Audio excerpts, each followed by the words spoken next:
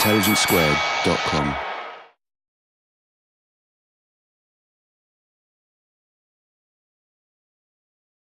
Thank you very much. I want to start by criticizing the colonialist way in which this debate has been framed.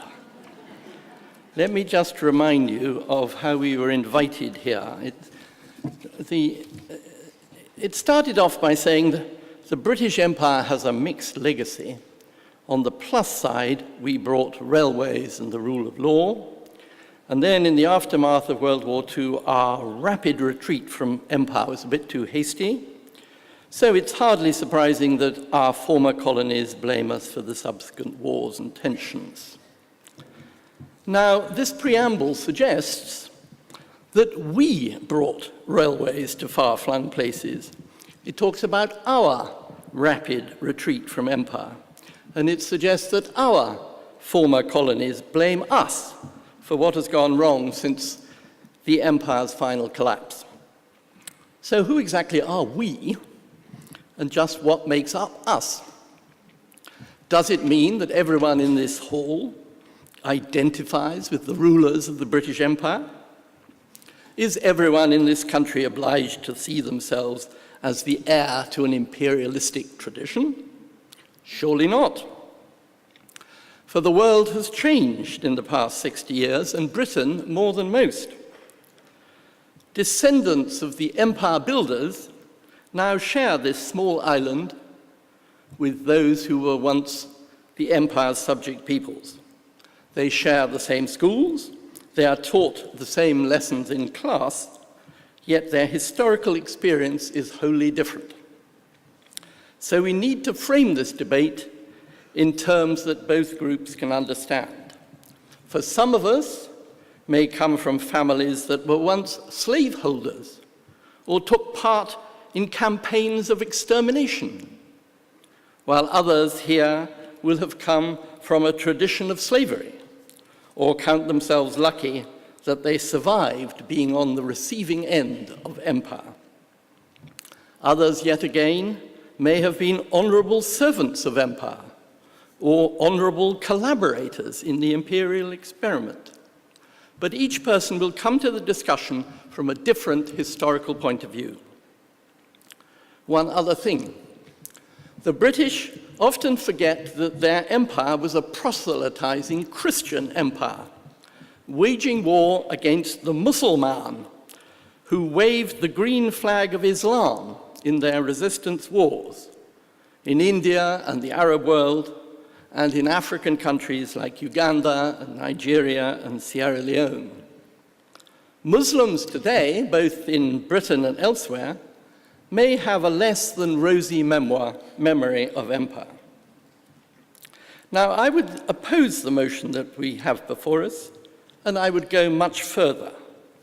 I would argue that those countries should not only blame the empire for what is going wrong today, but they should complain far more vigorously than they do about the disastrous effects of colonialism, which are, of course, continuing to this day.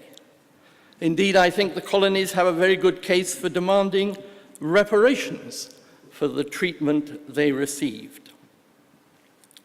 There is something else. The reverse side of this motion is that the British should stop blaming themselves for their evil empire. For that is what this motion is really seeking to achieve. The British should forget about their empire and move on. Yet, curiously enough, not even Michael Gove wants that to happen. Britain was a horrific experience for almost everyone who was forced to participate in its expansion. Remember the convicts and political prisoners who were sent off to distant gulags? Soon they became themselves the imperial oppressors, seizing land that was not theirs, and slaughtering the indigenous population, men, women, and children. And not just in Tasmania, but all over Australia, the Americas, and to some extent New Zealand. Remember, too, the public schoolboys who were educated to become petty tyrants in the outposts of empire, and then fought in conscript armies to put down popular rebellions. Remember, above all, the slaves and the subject peoples, forced to work and produce at someone else's command and for someone else's benefit. They were beaten and flogged, hunted down with dogs and hanged and shot from guns. So there should be some things upon which we can all agree. The empire was an empire of violent conquest. The British did not march ashore to be greeted with open arms by the local inhabitants. When British ships landed on Australia in 1788, they found Aborigines standing on the beach.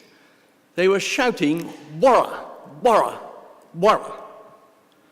And when inquiring what manner of salutation that might be, the British were told that it meant, "Go away, go away, go away." That was the message not just of the Aborigines, but of all colonial peoples. The British met with resistance on every continent. It took 90 years to conquer India, several decades to occupy Australia, New Zealand, South Africa, and Ceylon, many years to seize the disparate countries of West and Central Africa and the Middle East. I've just published a book about the resistance of these subject peoples, and I discovered, rather to my surprise, that there was a rebellion every year, over 2 centuries, somewhere in the distant stretches of the empire. There was repression too, that became more brutal over the years, and as the technology developed. Cannon and rifles to start with, followed by machine guns, and in the 20th century, the extensive use of the aerial bomb in Iraq, in Somaliland, in the Sudan, in India, in Palestine, in Egypt, in Malaya, and in Kenya. The empire was also economically violent, not just not giving people social services. The economies of individual colonies were forced into straitjackets that suited the interests of Britain. An official report on the islands of the Caribbean in 1950 hinted at what was wrong.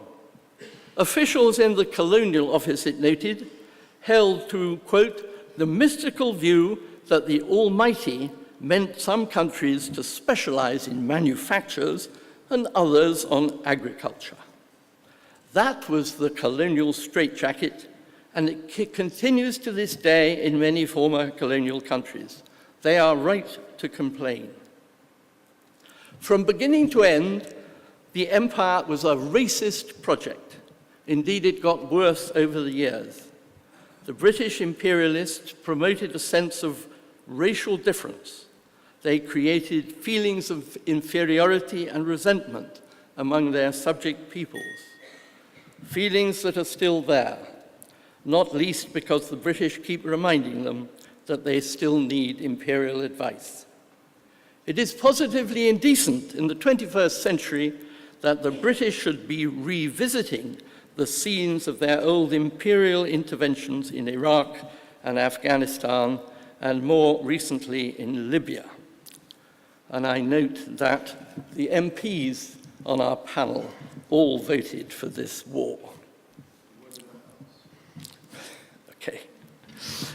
A memory of violent intervention in the lives of peoples over several centuries is not something that disappears overnight, nor even in decades.